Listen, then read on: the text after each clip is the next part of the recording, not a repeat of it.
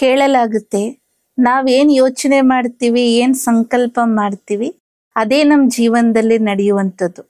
ನಾವೇನ್ ಬಯಸ್ತೀವಿ ಅದೇ ನಮ್ಮ ಜೀವನದಲ್ಲಿ ನಡೆಯುವುದಿಲ್ಲ. ಕಾರಣ ನಾವು ಬಯಸಿದಷ್ಟು ನಡಿಬೇಕಾದ್ರೆ ನಮ್ಮ ಆಲೋಚನೆಗಳು ಕೂಡ, ನಮ್ಮ ಸಂಕಲ್ಪಗಳು ಕೂಡ ಅದೇ ರೀತಿ ನಿರಂತರವಾಗಿ ಕಂಟಿನ್ಯೂಸ್ ಆಗಿ ನಮ್ಮ ಮನಸ್ಸಲ್ಲಿ ಬರ್ತಾ ಹೋಗ್ಬೇಕು.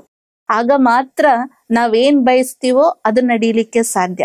ವಿತೌಟ್ ಎನಿ ಥಾಟ್ಸ್, ಅಂದ್ರೆ ಯಾವುದೇ ಸಂಕಲ್ಪಕ್ಕೆ ನಾವು ಪವರ್ಫುಲ್ ಕೊಡದೆ, ಅದನ್ನ ಎನರ್ಜೈಸ್ ಮಾಡದೆ ಯಾವತ್ತೂ ಕೂಡ ನಾವು ಬಯಸಿದ ಕಾರ್ಯಗಳು ಅದು ಸಾಧ್ಯ ಆಗೋದೇ ಇಲ್ಲ. ಈಗ ಉದಾಹರಣೆಯಾಗಿ ನಾವು ಯೋಚನೆ ಮಾಡೋಣ, ನಾವು ವಿಜುವಲೈಸ್ ಮಾಡೋಣ. ನಮ್ಮ ಜೀವನದಲ್ಲಿ ನಾವೊಂದು ಅಂಗಡಿ ಇಟ್ಕೊಳ್ಬೇಕು ಅಂತ ನಾವು ಬಯಸ್ತೀವಿ. ಆ ಅಂಗಡಿಯನ್ನ, ಅದು ಸ್ಟೇಷನರಿ ಇರ್ಬೋದು ಅಥವಾ ಬಟ್ಟೆ ಅಂಗಡಿನೇ ಇರ್ಬೋದು, ಯಾವುದು ಅಂಗಡಿ ನಮಗೆ ಯಾವ್ದು ಖುಷಿ ಇದೋ ಆ ಅಂಗಡಿಯನ್ನ ನಾವು ಇಟ್ಕೊಳ್ಲಿಕ್ಕೆ ಅದೆಲ್ಲ ತಯಾರು ಮಾಡಿ ಎಲ್ಲಾ ವಸ್ತುಗಳನ್ನ ತಂದಿಟ್ಟು ನಾವು ಒಂದಿನ ಅದನ್ನ ಒಳ್ಳೆ ರೀತಿ ಉದ್ಘಾಟನೆ ಮಾಡಿರ್ತೀವಿ. ಆ ಉದ್ಘಾಟನೆಯಲ್ಲಿ ಎಷ್ಟು ಖುಷಿ ಇರುತ್ತೋ ಅಷ್ಟೇ ಖುಷಿ ನೆಕ್ಸ್ಟ್ ಡೇ ಇದೆಯಾ ಅಂತ ನಾವು ವಿಜುವಲ್ ಮಾಡೋಣ. ನೆಕ್ಸ್ಟ್ ಡೇ ನಾವು 9 ಗಂಟೆಗೆ ಶಾಪ್ ಓಪನ್ ಮಾಡಿರ್ತೀವಿ. ಅವತ್ತು ನಾವು ಕಾಯ್ತಾ ಇರ್ತೀವಿ, ಕಸ್ಟಮರ್ಸ್ಗಾಗಿ ನಾವು ಕಾಯ್ತಾ ಇರ್ತೀವಿ. ಎಲ್ಲಾ ತರದಲ್ಲೂ ಬಹಳ ಖುಷಿಯಿಂದ, ಬಹಳಷ್ಟು ಹುಮ್ಮಸ್ಸಿಂದ ನಾವು ಅವತ್ತು ಅಂಗಡಿಯನ್ನು ಓಪನ್ ಮಾಡಿರ್ತೀವಿ ಅಲ್ವಾ. ಭಗವಂತನ ಫೋಟೋ ಎಲ್ಲ ಪೂಜೆ ಮಾಡಿ ಆ ಒಂದು ಸ್ಮೃತಿಯಿಂದ ನಾವಿರ್ತೀವಿ. ಅವತ್ತು ನಾವು ಮಧ್ಯಾಹ್ನ ಆಯ್ತು, ಸಂಜೆ ಆಯ್ತು, ಒಬ್ರೋ ಇಬ್ರೋ ಬಂದ್ರು, ಅಷ್ಟು ನಾವು ಯಾವುದನ್ನ ಪ್ರತೀಕ್ಷೆ ಇಟ್ಕೊಂಡಿರ್ತೀವಿ, ಇವತ್ತು ಇಷ್ಟೆಲ್ಲ ಖರ್ಚಾಗುತ್ತೆ, ಅವರಿಷ್ಟು ಸಾಮಾನುಗಳನ್ನ ತಗೊಂಡಿರ್ತಾರೆ, ನಮ್ಗಿಷ್ಟು ಲಾಭ ಆಗುತ್ತೆ ಅಂತೆಲ್ಲ ನಾವು ಬಯಸಿರ್ತೀವಿ. ಆದ್ರೆ ಅವತ್ತಿನ ದಿನ ನಮಗೆ ಟೋಟಲಿ ನಾವು ಬಯಸಿದಷ್ಟು ಅಲ್ಲಿ ಅಂಗಡಿಯಿಂದ ಯಾವುದೂ ಕೂಡ ಖರ್ಚಾಗಿರಲ್ಲ. ಆಗ ನಮ್ಮ ಮನಸ್ಸಲ್ಲಿ ಸಂಕಲ್ಪ ಶುರು ಆಗುತ್ತೆ, ನಾವ್ ಹೇಗೆ ಇವತ್ತು ಮನೆಗೆ ಹೋಗೋದು, ಬರೀ ಕೈಯಲ್ಲಿ ಹೋಗ್ಬೇಕಲ್ಲ, ನಾವು ಏನ್ ಬಯಸ್ತೀವಿ ಆ ರೀತಿ ಯಾವುದೇ ಕಸ್ಟಮರ್ಸ್ ಬರ್ಲಿಲ್ಲ ಅಂತ ನಮ್ಮೊಳಗಡೆ ಸಂಕಲ್ಪ ಸ್ಟಾರ್ಟ್ ಆಗುತ್ತೆ. 2ನೇ ದಿನನೂ ನಾವು ಅಂಗಡಿ ಓಪನ್ ಮಾಡಿ ಕೂತಿರ್ತೀವಿ. ಅವತ್ತೂ ಕೂಡ ನಮಗೆ ಯಾವುದೇ ರೀತಿಯ, ನಾವು ಯಾವ ಪ್ರಕಾರದಲ್ಲಿ ಬಯಸಿರ್ತೀವಿ ಇಂಥ ಕಸ್ಟಮರ್ ಬರಬೇಕು ಅಥವಾ ಇಷ್ಟಿಷ್ಟು ಕಾರ್ಯಗಳಲ್ಲ ಅಥವಾ ಇಷ್ಟಿಷ್ಟು ವಸ್ತುಗಳೆಲ್ಲ ಇವತ್ತು ಖರ್ಚಾಗಿ ಹೋಗ್ಬೇಕು ಅಂತ ನಾವು ಬಯಕೆ ಇಟ್ಕೊಂಡಿರ್ತೀವಿ. ಅವತ್ತೂ ಕೂಡ ನಾವು ಏನ್ ಬಯಸಿದ್ದೋ ಅಷ್ಟು ನಮ್ಮಿಂದ ಏನೂ ಕೂಡ ಖರ್ಚಾಗಿರಲ್ಲ. 3ನೇ ದಿನನೂ ಸೇಮ್ ಸಂಕಲ್ಪ ಬರುತ್ತೆ, ನೆನ್ನೆನೂ ಖರ್ಚಾಗಿಲ್ಲ, ಇವತ್ತು ಹೇಗಪ್ಪ ಅಂಗಡಿಯಲ್ಲಿ ಏನಿರುತ್ತೋ ಹೇಗಾಗುತ್ತೋ ಅಂತ ಸಂಕಲ್ಪ ಬರುತ್ತೆ. ಬಂದ ಕಸ್ಟಮರ್ಸ್ ಆದ್ರೂ ಕೂಡ ಅಷ್ಟು ಜಾಸ್ತಿ ಏನ್ ಅವ್ರ ಐಟಮ್ ತಗೊಂಡಿರಲ್ಲ. ಈ ಸಂಕಲ್ಪ ಎಷ್ಟು ನಮ್ಮ ಮನಸ್ಸಲ್ಲಿ ಜಾಸ್ತಿ ಹೋಗ್ತಾ ಹೋಗುತ್ತೆ. ಕೆಲವರು ಕೇಳ್ತಾರೆ, ಹೇಗಿದೆ ಈಗ ಹೊಸ ಅಂಗಡಿ ಎಲ್ಲ ಹೇಗೆ ನಡೀತಾ ಇದೆ? ಆಗ ನಾವ್ ಏನ್ ಮಾಡ್ತೀವಿ, ನಡೀತಾ ಇದೆ ಪರವಾಗಿಲ್ಲ, ಆದ್ರೂ ಕಸ್ಟಮ್ಸ್ ಕಡಿಮೆ ಅಂತ ಹೇಳ್ತೀವಿ.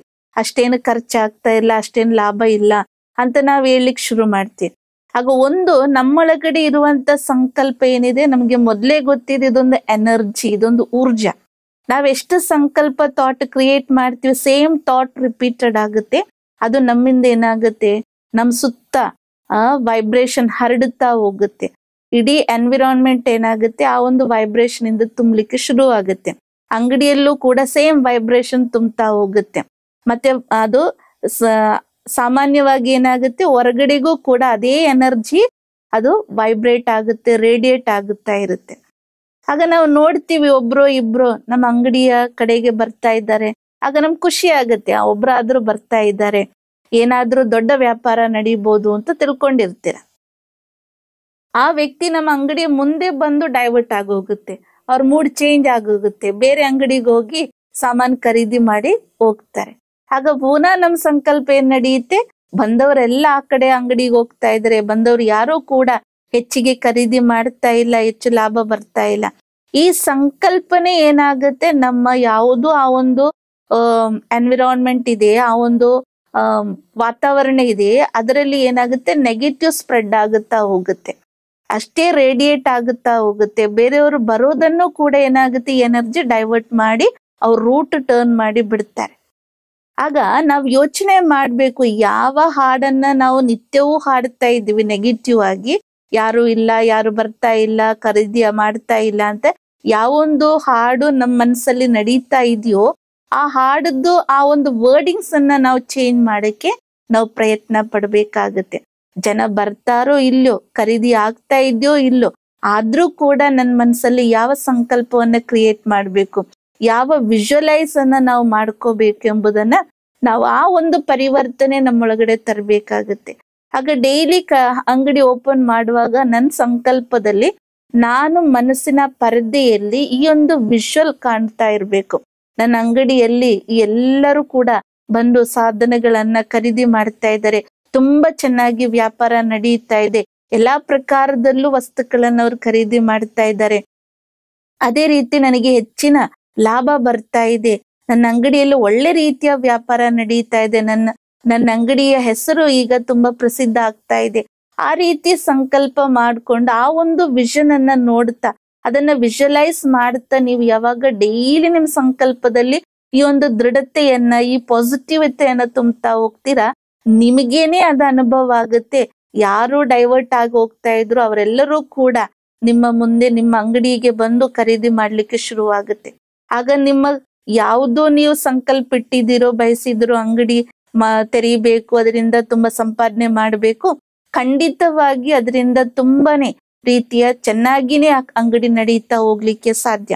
ಆದ್ರೆ ಒಂದ್ ವಿಚಾರ ಗಮನ ಇಟ್ಕೋಬೇಕು, ನಾವು ಯಾವಾಗ ಅಂಗಡಿ ಇಟ್ಟು ಅದರಲ್ಲಿ ತುಂಬಾನೇ ನಮಗೆ ಸಂಪಾದ್ಯ ಆಗುತ್ತೋ ಆ ಸಂಪಾದ್ಯಲ್ಲಿ ಯಾವುದೇ ತರದ ಲೋಭ, ಆಸಕ್ತಿ ಅಥವಾ 1 ರೂಪಾಯಿ ಇರೋದನ್ನ 100 ರೂಪಾಯಿಗೆ ನಾವು ಬೆಲೆ ಕಟ್ಟಬೇಕು, ಆ ರೀತಿ ಇರಬಾರ್ದು.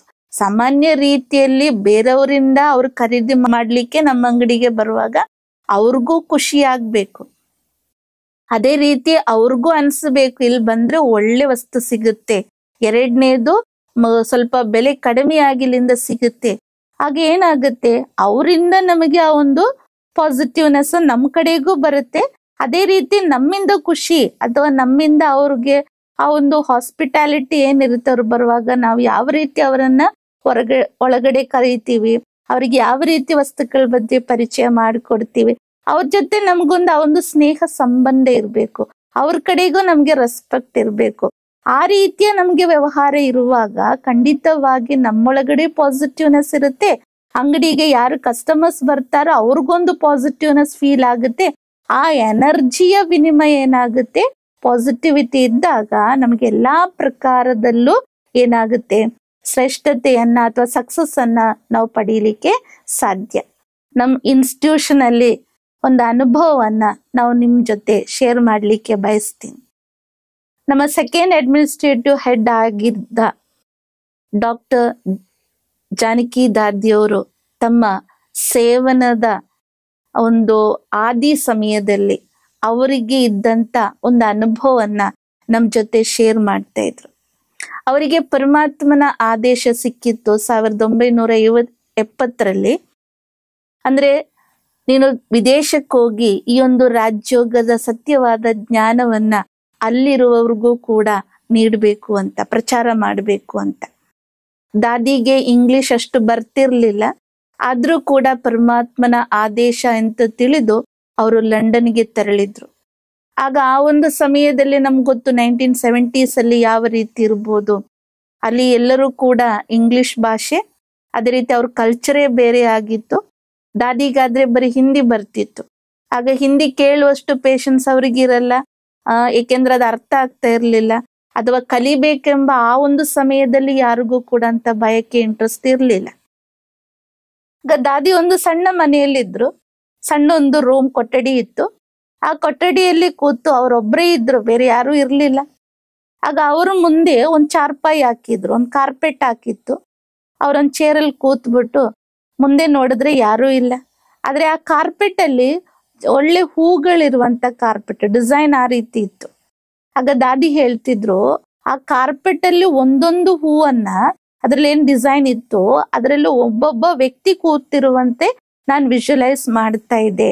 ಆಮೇಲೆ ಬಹಳಷ್ಟು ಶಬ್ದದಿಂದ ಜ್ಞಾನವನ್ನು ಕೊಡ್ತಾ ಇದೆ.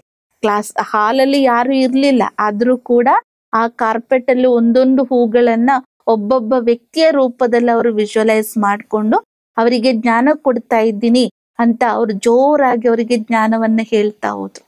2-3 ದಿವಸ ಆಯ್ತು. 1 ವಾರದೊಳಗಡೆ ಒಬ್ಬೊಬ್ರಾಗಿ ದಾದಿಯ ಮುಂದೆ ಬರ್ಲಿಕ್ಕೆ ಶುರುವಾಯ್ತು. ಆಗ ಅವ್ರದೊಂದು ಭಾವನೆ, ಅವ್ರದೊಂದು ಪಾಸಿಟಿವ್ ಎನರ್ಜಿ ಏನಿತ್ತು ಅದು ಬೇರೆಯವರನ್ನ ತಮ್ಮ ಕಡೆಗೆ ಆಕರ್ಷಣೆ ಮಾಡ್ತಾ ಬಂತು. ಇವತ್ತು ಅವತ್ತು ದಾದಿ ಏನ್ ಪ್ರಯೋಗ ಮಾಡಿದ್ರು, ಇವತ್ತು 140 ಕಂಟ್ರೀಸ್ ಅಲ್ಲಿ ಈ ರಾಜಯೋಗದ ಸೇವನಾ ಕೇಂದ್ರಗಳನ್ನ ತೆರೆಯಲಾಗಿದೆ. ಸೇವೆ ಇವತ್ತು ಕೂಡ ನಡೆಯುತ್ತಾ ಇದೆ. ಅಂದ್ಮೇಲೆ ನಮ್ಮೊಳಗಡೆ ಇರುವಂತ ಪಾಸಿಟಿವ್ ಎನರ್ಜಿ ನಾವೇನ್ ಹೊರಗಡೆ ಕೊಡ್ತೀವೋ ಅದೇ ವಾಪಸ್ ರಿಟರ್ನ್ ನಮ್ಮ ಹತ್ರ ಬರುವಂತದ್ದು.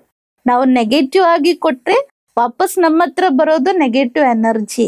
ಹೇಗೆ ನಾನು ಅಂಗಡಿಯ ಬಗ್ಗೆ ಹೇಳಿದ ಉದಾಹರಣೆ, ನಾವು ಏನನ್ನ ಬಯಸ್ತೀವೋ ಅದ್ರ ಬಗ್ಗೆ ನಾವು ಪಾಸಿಟಿವ್ ಆಗಿ ಸಂಕಲ್ಪ ಮಾಡ್ಲಿಕ್ಕೆ ಶುರು ಮಾಡ್ಬೇಕು. ಆಗಲೇ ನಮ್ಗೆ ಪಾಸಿಟಿವ್ ಆಗಿರುವಂತ ಫಲ ನಮ್ಮ ಹತ್ರ ಬರುತ್ತೆ. ಈಗ ದಾದಿ ಒಂದ್ ವೇಳೆ ಅವತ್ತು ಯಾರು ಇಲ್ಲ ಅಂತ ಹೇಳ್ಬಿಟ್ಟು ಮನಸ್ಸು ಬೇಜಾರ್ ಮಾಡ್ಕೊಂಡು ವಾಪಸ್ ಭಾರತಕ್ಕೆ ಅವ್ರು ಬಂದಿದ್ರೆ ಅವ್ರ ಭಾಗ್ಯನೂ ಚೇಂಜ್ ಆಗ್ತಾ ಇರ್ಲಿಲ್ಲ. ಇನ್ನು ಅವ್ರ ಮೂಲಕ ಎಷ್ಟು ಅನೇಕರ ಭಾಗ್ಯ ಏನ್ ಕ್ರಿಯೇಟ್ ಆಗ್ಬೇಕಾಗಿತ್ತು ಅದು ಕೂಡ ನಡೀತಾ ಇರ್ಲಿಲ್ಲ. ಅದರಿಂದ ನಾವೆಲ್ಲರೂ ಕೂಡ ಜೀವನದಲ್ಲಿ ನಾವು ಹೇಳಲಿಕ್ಕೆ ಬಹಳ ಈಸಿ, ಯಾವಾಗ್ಲೂ ಪಾಸಿಟಿವ್ ಆಗಿರಿ ಅಂತ ಹೇಳಲಿಕ್ಕೆ ಈಸಿ. ಆದ್ರೆ ಆ ಪಾಸಿಟಿವ್ನೆಸ್ ಅನ್ನ ನಮ್ ಸಂಕಲ್ಪದಲ್ಲಿ ತರೋದನ್ನ ನಾವು ಪ್ರಾಕ್ಟಿಕಲ್ ಆಗಿ ಮಾಡ್ಲೇಬೇಕಾಗುತ್ತೆ, ಎಕ್ಸ್ಪೆರಿಮೆಂಟ್ ಮಾಡ್ಲೇಬೇಕಾಗುತ್ತೆ. ಆಗ ಮಾತ್ರ ನಮಗೆ ಜೀವನದಲ್ಲಿ ಯಾವ ಫಲವನ್ನ ಬಯಸ್ತೀವಿ, ಯಾವ ರೀತಿ ಬಯಸ್ತೀವಿ ಆ ರೀತಿಯನ್ನ ನಾವು ಗೇನ್ ಮಾಡ್ಲಿಕ್ಕೆ ಸಾಧ್ಯ. ಆದ್ರಿಂದ ಪ್ರತಿಯೊಬ್ಬರು ಕೂಡ ಈಗ ಸಣ್ಣ ಪುಟ್ಟ ವಿಚಾರ ಆಗಿರ್ಲಿ, ಒಂದು ಸಣ್ಣ ಉದಾಹರಣೆ ನಾವು ಯೋಚನೆ ಮಾಡೋಣ. ಅಂದ್ರೆ ಮೊದ್ಲು ದೋಸೆ ಮಾಡಕ್ಕೆ ಎಲ್ಲರಿಗೂ ಬರ್ತಿತ್ತ? ನಾವು ದೋಸೆ ಹಿಟ್ಟನ್ನ ತೆಗೆದು ಕಲ್ಲಲ್ಲಿ ಹಾಕಿದ್ರೆ ನಮ್ದು ಏನ್ ಸೌಟ್ ಇದೆ, ಸೌಟ್ ಜೊತೆಗೇನೆ ಆ ಮಾವು ಬರುತ್ತೆ ಅಲ್ವೇ? ಆಮೇಲೆ ಎಷ್ಟು ಸತಿ ನಾವು ದೋಸೆನ ಟ್ರೈ ಮಾಡ್ತೀವಿ. ಟ್ರೈ ಮಾಡಿದಾಗ ಮಾತ್ರ ಒಳ್ಳೆ ರೌಂಡ್ ಶೇಪ್ ಅಲ್ಲಿ ದೋಸೆ ಬರುತ್ತೆ, ತೆಳ್ಳಗಿರೋ ದೋಸೆ ಬರುತ್ತೆ ಅಲ್ವೇ? ಅದೇ ರೀತಿನೇ ನಮ್ ಜೀವನದಲ್ಲೂ ಕೂಡ ಪ್ರತಿಯೊಂದು ಕಾರ್ಯವು ಎಟ್ ಎ ಟೈಮ್ ಪಾಸಿಟಿವ್ ಆಗ್ಬೇಕಂತ ಹೇಳಿದ್ರೆ ಆಗಲ್ಲ.